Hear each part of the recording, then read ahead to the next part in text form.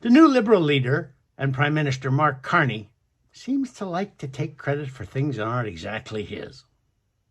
For instance, on Friday, the National Post had an exclusive story claiming that while writing his 1995 dissertation for his PhD at Oxford, Carney lifted at least 10 sections from other authors' work without giving them credit for it, without mentioning their names or putting a footnote in that says, I got this from so-and-so.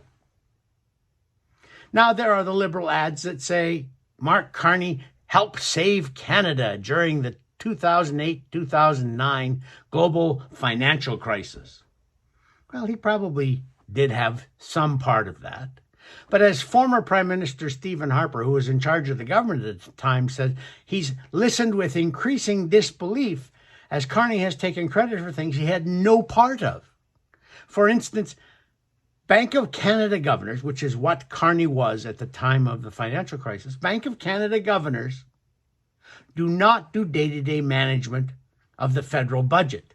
They don't do day-to-day management of the federal government.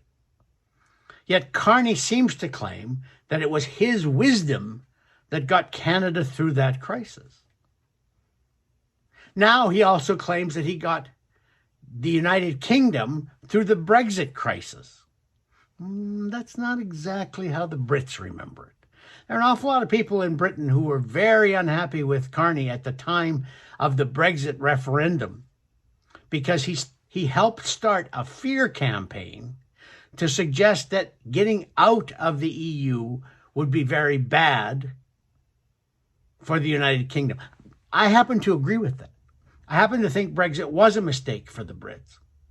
But the point is, the Bank of England governor, which is what Carney was at the time, the Bank of England governor does not have a political role. He should not be engaging in fear campaigns to try and sway voters for or against any particular position in a referendum. But that's what he was doing.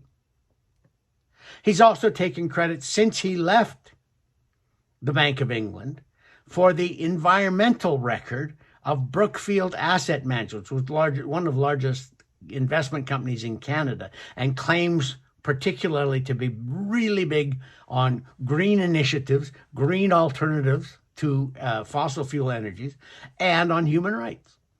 Well, there are at least two major reports from environmental and human rights groups that say, for instance, Brookfield overestimated the amount of emissions it was saving with its investments by a factor of 12. They were producing 12 times as many emissions as they were emitting. And that's how they were getting these great green ratings. That's how they were attracting moral investors, sustainable investors, people who were looking for investments that didn't produce an awful lot of carbon emissions. And there are other reports that show Brookfield, in its third world green energy projects, has a kind of questionable human rights record. You don't hear that. You don't hear Carney trying to take credit for that.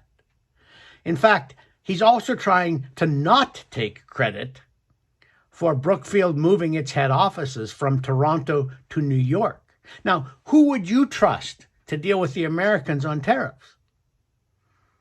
Pierre Poilievre or Jagmeet Singh, or Mark Carney, who took the head office from the company he was in charge of and moved it to New York. I think Carney is not what he appears to be. And I think after this election, Canadians are going to figure that out. I hope they figure it out beforehand, because Carney has the same staff, much of the same caucus, much of the same cabinet, and many of the same senior bureaucrats as Trudeau does. And perhaps most importantly, many of the same policies. I think Mark Carney is just Justin Trudeau 2.0. And I hope Canadians find that out before April 28th, when the election is held. For Postmedia, I'm Lorne Gunter.